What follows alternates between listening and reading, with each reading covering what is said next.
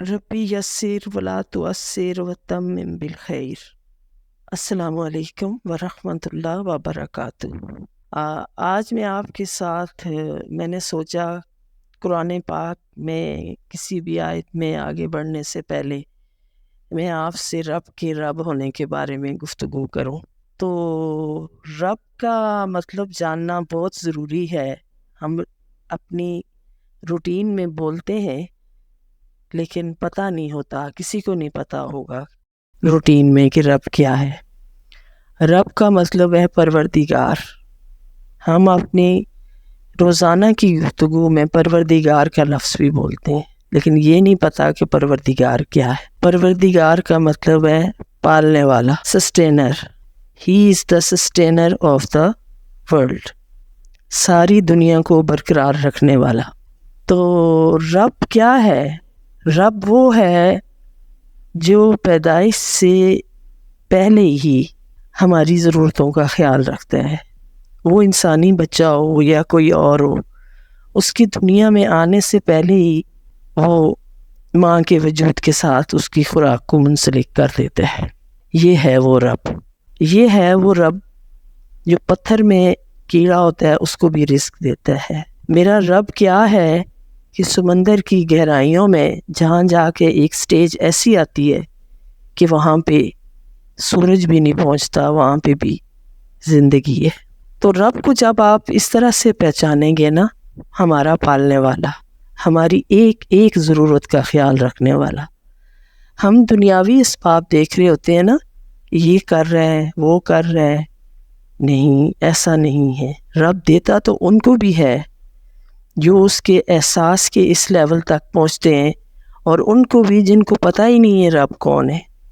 وہ ذرا دنیاوی معاملات اوپر نیچے ہوئے گھبرا اٹھتے ہیں، ان کو یہ نہیں پتہ یہ اوپر سے ہو رہا ہے، یہ وقتی ہے۔ تو اگر آپ کا واسق ایمان ہو جائے گا کہ رب پالنے والا، زندگی کی آخری سانس تک ہماری ہر ضرورت کو پورا کرنے والا ہمارا اللہ، تو پھر جو رب سے محبت ہوگی نا، وہ کسی اور سے نہیں ہو سکتی۔ وہ نہیں ہو سکتی، ہو ہی نہیں سکتی۔ وہ آپ کے سامنے ڈھیر لگے ہوں گے نا خزانے کے، تو آپ کی نظر میں ہوگا کہ اس رب نے دیے ہیں۔ آپ خالی پیٹ ہوں گے نا، بالکل دنیاوی کوئی اسباب نہیں ہوں گے، لوگ حیران ہوں گے کہ معاملات کیسے چل رہے ہیں، لیکن آپ کو اپنے رب کے ساتھ کا جو ریلیشن ہوتا ہے نا، آپ کو وہ پتہ ہوتا ہے نا، اس لیے آپ کو کوئی فکر نہیں ہوتی کہ میرے رب نے جو میرے مقدر میں لکھا ہے وہ ہو کے رہنا ہے۔ آپ کو کوئی فکر نہیں ہوتی، کوئی دنیاوی، کوئی بیٹا، کوئی شوہر، کوئی باپ، کوئی بہن، کوئی دولت مند، کوئی جاہ و حشمت والا، کوئی وزیر اعظم، کوئی امریکہ، دنیا کی کوئی طاقت نہیں ہوتی جو آپ کے ایمان کو متزلزل کرے، اور دنیا کی کوئی طاقت نہیں ہوتی جو آپ کے اندر خوف پیدا کرے۔ یہ رب کو پہچان لینے کے بعد رب ہوتا ہے اور آپ ہوتے ہیں، اور یہ آپ کو اتنا طاقتور بنا دیتا ہے، اتنا طاقتور بنا دیتا ہے، پھر چاہے ابراہیم اپنے بیٹے کے گلے پہ چھری چلا رہا ہو یا وہ آگ میں کود رہا ہو، رب کے ساتھ ریلیشن تھا نا۔ تو دعا کیجئے اللہ تعالیٰ ہمیں رب کے رب ہونے کی پہچان کروا دے۔ تو یہ اللہ تعالیٰ کا ان پہ خاص کرم ہوتا ہے جو اس کے منتخب بندے ہوتے ہیں، لیکن ہمارے جیسے گنہگار جو ہیں ان کو یہ چیز حاصل نہیں ہوتی۔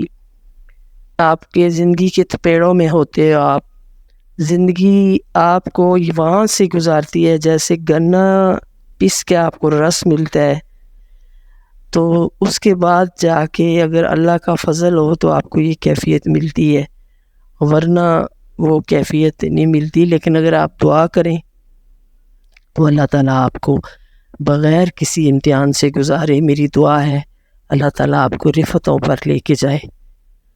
تو مجھے یقین ہے، مجھے امید ہے کہ رب کے رب ہونے کا جو مفہوم ہے وہ آپ تک پہنچ گیا ہوگا۔ تو اور اس کے بعد شرک کیا ہے؟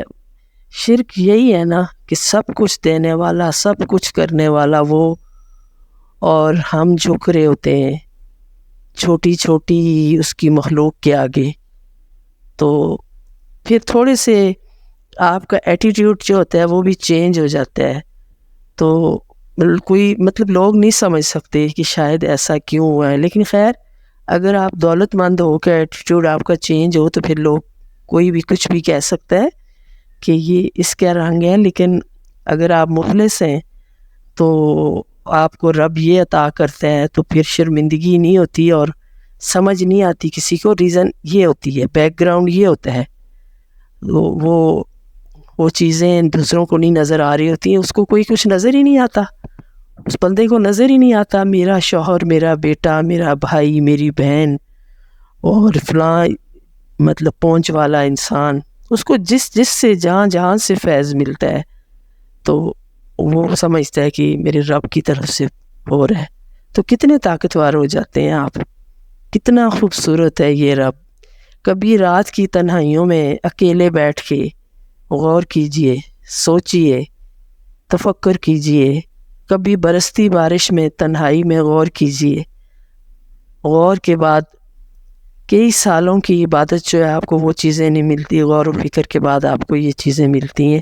اور ہاں، اپنے اندر عاجزی لائیے، انکساری لائیے، اور اپنی ذات میں ایک ایک کر کے چیزیں جو غلاظتیں ہیں، جو لغزشیں ہیں، اس کے ساتھ آپ ایک جہاد ہوتا ہے، جہاد سب سے افضل جہاد ہے، جو آپ کی جہاد ہے، جو آپ کے نفس کے ساتھ لڑنا ہے. پھسلیں گے پھر چڑھیں گے، پھر پھسلیں گے پھر چڑھیں گے، اس کے بعد یہ چیزیں حاصل ہوتی چلی جاتی ہیں. تو مستقل غفلت کی زندگی نہ گزاریے. جو اپنے لیے پسند کرتے ہیں وہی دوسروں کے لیے بھی کریں.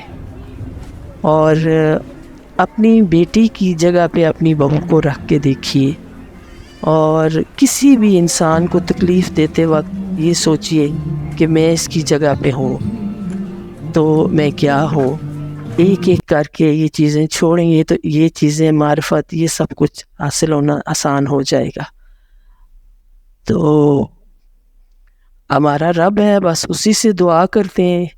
انشاءاللہ کل پھر آپ سے ملاقات ہوگی. امید ہے کہ انشاءاللہ آپ کو کچھ نہ کچھ اس سے فائدہ ہوگا. مجھے دعاؤں میں یاد رکھیے. دعا گو سائرہ خان. والسلام.